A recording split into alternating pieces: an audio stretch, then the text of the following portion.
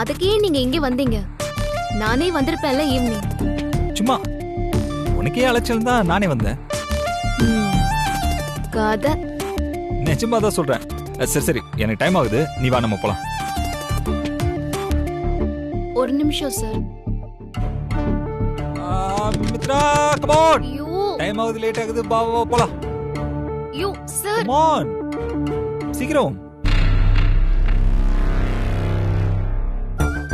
இப்பதான் தெரியுது ஏன் உங்க அம்மா உங்களை ஹாஸ்டல்ல வச்சு வளர்த்தாங்கன்னு. சரி வா வா போலாம். Come come. வேலை வேலை ஒழுங்கா பாருங்க.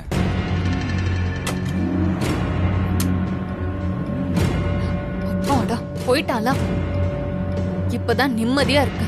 கொஞ்சம் இரு, நான் வரேன். எங்க போற? இது எல்லாத்தையும் நீ சிஸ்டத்தில் அப்டேட் பண்ணு. நான் வேற ஏதாவது ஸ்டாக் இருக்கான்னு பார்த்துட்டு வரேன்.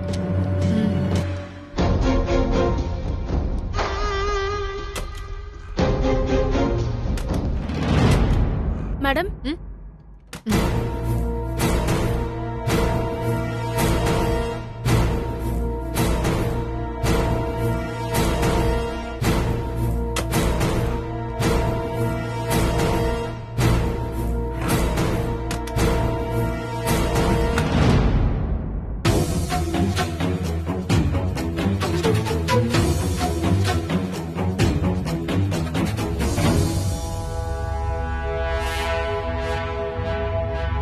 ஓவர் ஆட்டம் ஆடுறேன். மித்ரா உனக்கு இருக்குடி இன்னைக்கு.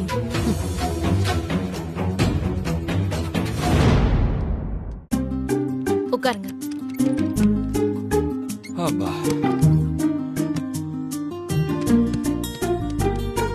கை நீட்டுங்க. கை நீட்டுங்க சார்.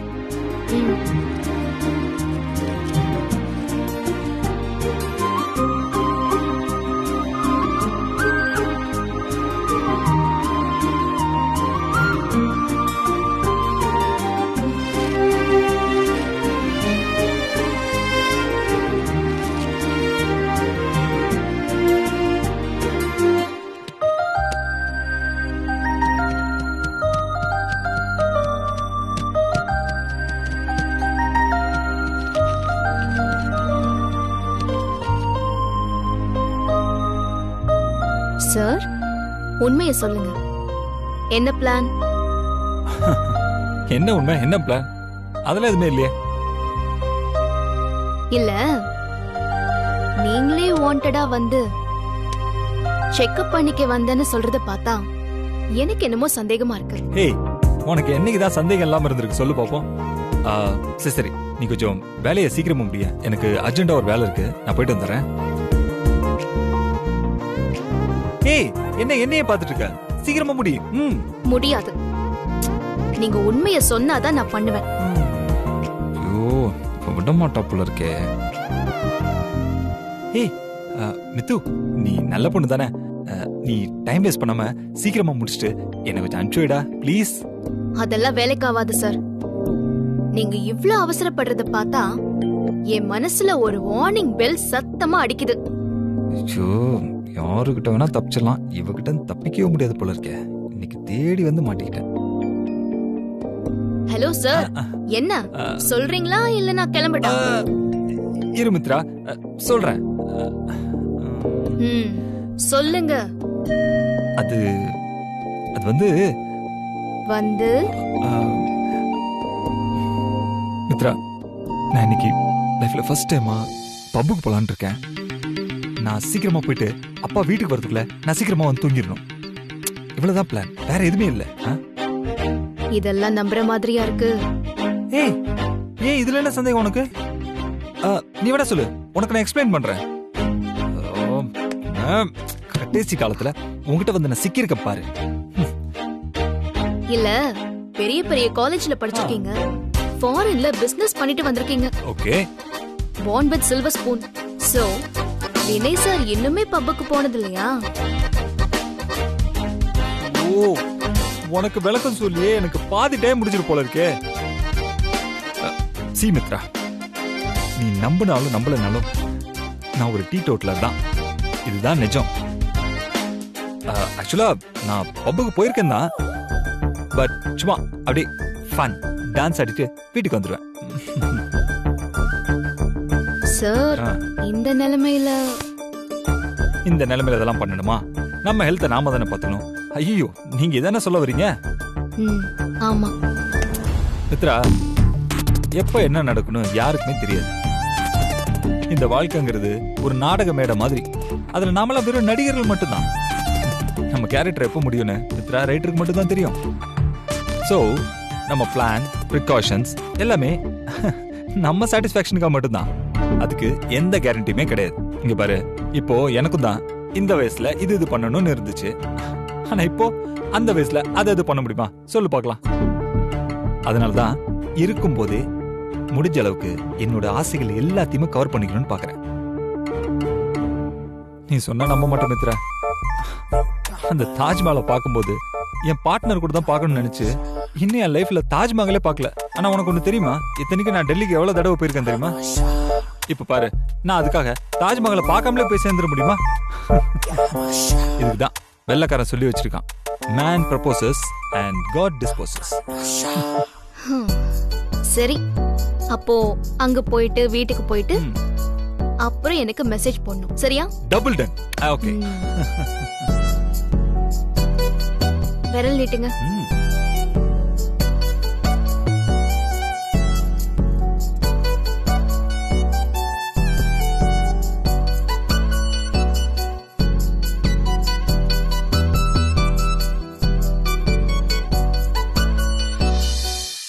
ஆமா, அப்படி என்னெல்லாம் ஆசை இருக்கு சார் உங்களுக்கு? அது இருக்கு மித்ரா, சின்ன சின்னதா நிறைய ஆசை இருக்கு.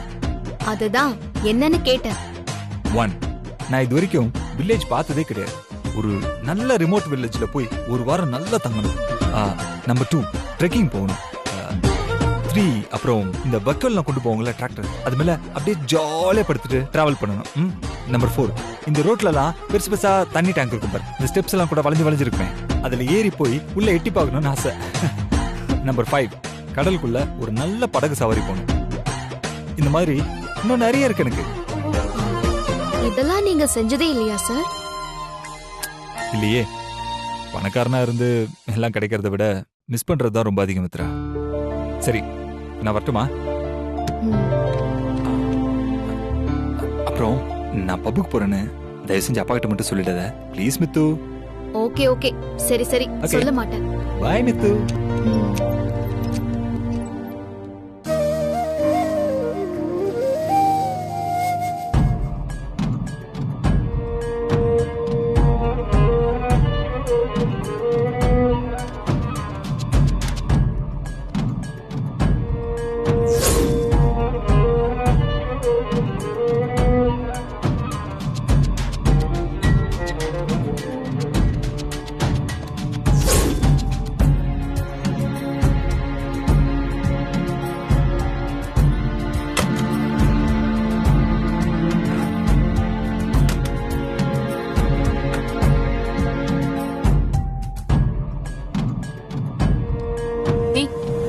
என்ன அஸ்வின், ஏன் ஒரு மாதிரி இருக்க?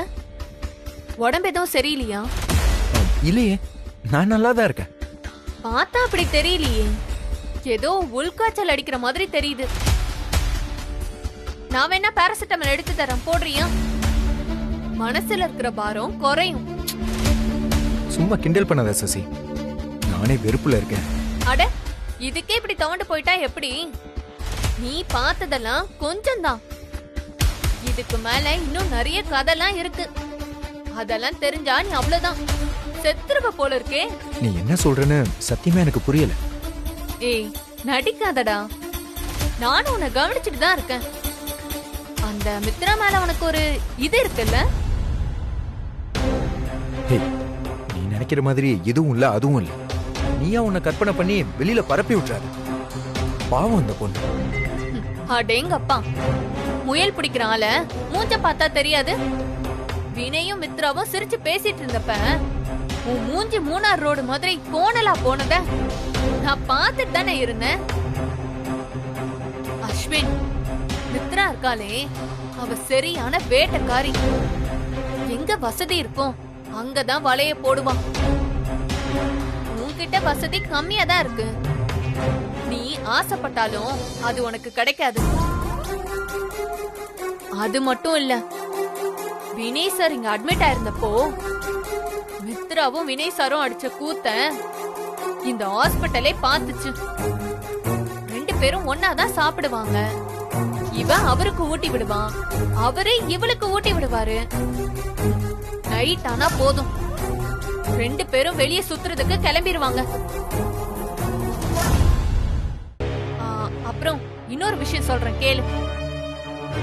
இவங்க 2 பேருக்கும் இடையில இப்படி ஒரு ரிலேஷன்ஷிப் இருக்கிறது தெரிஞ்சுக்கிட்டு தான் நடந்த நிச்சயத்தையே தாரா மேடம் கேன்சல் பண்ணிட்டாங்க. நீ தேவையில்லாம பேசாத. இது ஒரு பொண்ணோட லைஃப். அப்புறம் வினய் சாரோட மேரேஜ் ஏன் நின்னுச்சுன்னு நமக்கு எல்லாருக்குமே தெரியும். நீயா வாய்க்கு வந்ததெல்லாம் உளராத சசி. அப்படியே நீ சொல்ற மாதிரி அவங்க 2 பேருக்கு இடையில ஏதாவது இருந்தா கூட எனக்கு அதை பத்தி எந்த கவலையும் இல்லை. நான் என்ன மித்ராவை லவ்வா பண்றேன்? ஓவியா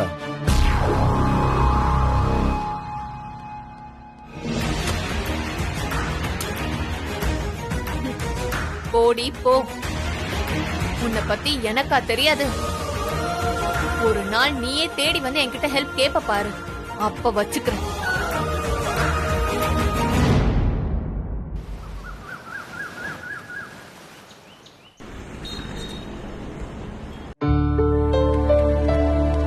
வாங்க சிஸ்டர். மித்ரா மேடம் பிஸியா இருக்கீங்களா? லைட்டா சொல்லுங்க, என்ன விஷயம்? இல்ல, அந்த ஐயனாரோட கேஸ் ஃபைல டாக்டர் கேட்டாங்க. முடிச்சிட்டீங்கன்னா கொடுங்க, முடிக்கலனாலும் கொடுங்க, அப்புறமா நான் கொண்டு வந்து தரேன். ஐயனாரோட கேஸ் ஃபைலா என்கிட்டயா கொடுத்தீங்க? என்ன இப்படி கேக்குறீங்க? உங்ககிட்ட தான் கொடுத்ததா ஜெயா சிஸ்டர் என்கிட்ட சொன்னாங்க. ஐயோ பொறுங்க பொறுங்க, பதறாதீங்க. இங்கதான் எங்கேயாவது இருக்கும். என்னங்க எங்கேயாவது இருக்கும்னு சொல்றீங்க? டாக்டர் வெயிட் பண்ணிட்டு இருக்காரு. மித்ரா மேடம் எப்படியாவது கண்டுபிடிச்சிருங்க. கேஸ் ஷீட் தொலைஞ்சதுன்னா டாக்டர் என்ன கொன்னுடுவாரு. அதெல்லாம் இருக்கும் சிஸ்டர், எங்கேயும் போயிடாது. ஓ சிஸ்டர், ஞாபகம் வந்துருச்சு. நான் பார்மசில இருக்கும்போது தான் ஜெயா சிஸ்டர் என்கிட்ட கொண்டு வந்து கொடுத்தாங்க. நான் அங்க போய் பாக்குறேன். சிஸ்டர், நீங்க டாக்டரை போய் சமாளிங்க, நான் உடனே வந்துடுறேன். Okay madam.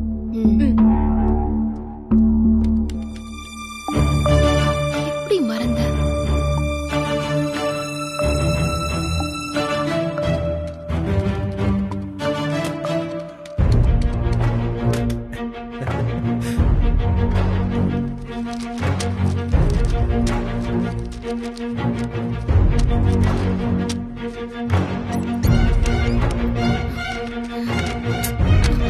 மித்ரா, என்னாச்சு? ஏன் டென்ஷனா இருக்கீங்க?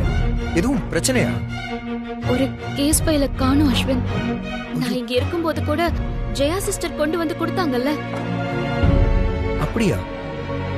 எனக்கு எதுவும் ஞாபகம் இல்லையே. நான் இங்க இருக்கும்போது தான் கொண்டு வந்தாங்க அஸ்வின். சரி சரி, நீங்க வருத்தப்படாதீங்க, நாம தேடும். இதோ இதுவா மித்ரா? இல்ல இது இல்ல. இது இல்லையா?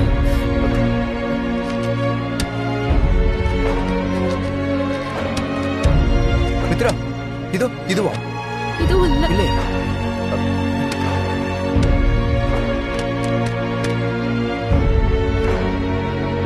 அந்த ஃபைல் எங்க போச்சுன்னு தெரியலையே. இப்ப என்ன பண்றது?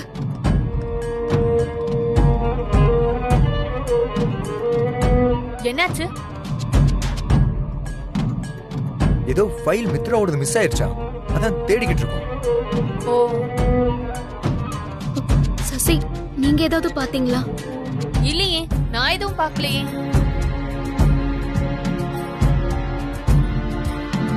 மித்ரா, நீங்க நல்லா ஞாபகப்படுத்தி வேற எங்கேயாவது இருக்கான்னு கொஞ்சம் தேடுங்க. நான் இந்த ரூம்ல தேடி பாக்குறேன். எனக்கு கிடைச்சதுன்னா நான் எடுத்துட்டு வரேன். ஓகே, ப்ளீஸ் கொஞ்சம் பாருங்க. நான் என் கேபின்ல போய் இன்னொரு வாட்டி செக் பண்றேன். சசி, நீங்களும் பாருங்க. இதுக்குதான் ஒரு வேலையை ஒழுங்கா பாக்கணுங்கிறது. என்ன பாரு, என் அழக பாருன்னு 1000 வேலை செஞ்சா ஒரு வேலையை கூட உருப்படியா பண்ண முடியாது.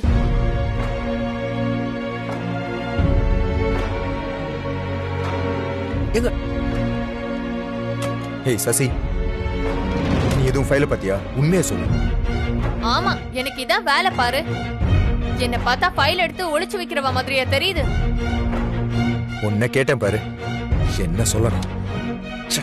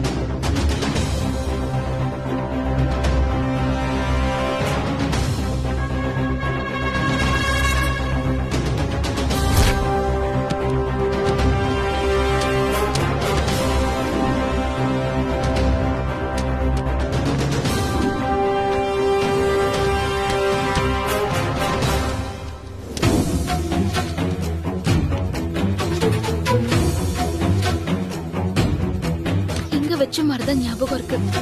அதுக்குள்ள எங்க போச்சுன்னு தெரியலையே.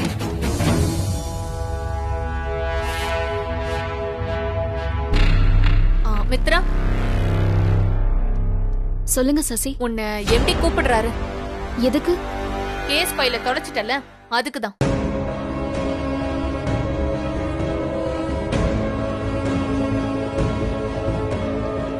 மித்ரா, என்ன சசி? சார் செம டென்ஷன்ல இருக்காரு, கொஞ்சம் பார்த்து நடந்துக்கோ.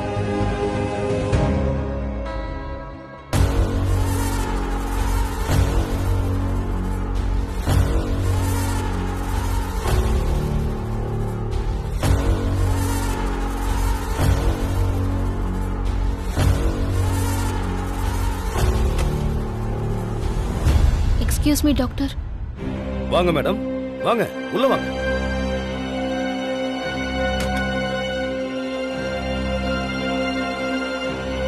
ஐயனார் கேஸ் ஃபைல் எங்க? அது பார்த்துட்டு இருக்கேன் டாக்டர்.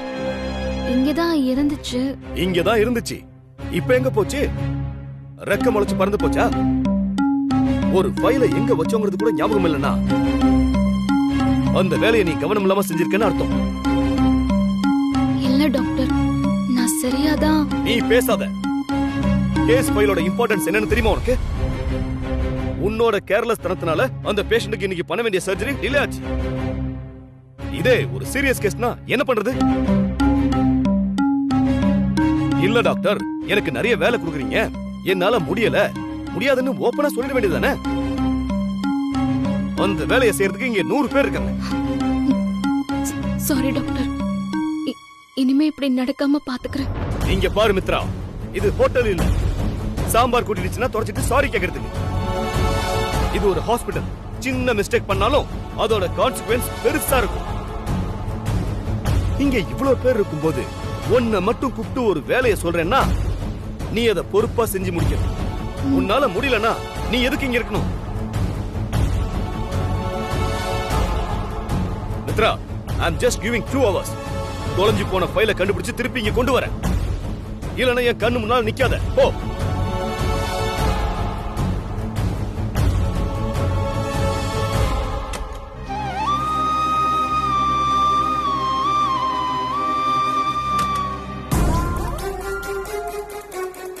மூஞ்சி தொங்குறத பார்த்தாலே தெரியுது நல்லா வாங்கி கட்டிக்கிட்டேன்னு. என்னமோ நீதான் இந்த ஹாஸ்பிட்டலுக்கே ஓனர் மாதிரி நடந்துக்கிட்ட. அதான். ஆனா இதோட முடியல மித்ரா, இன்னும் நிறைய இருக்கு.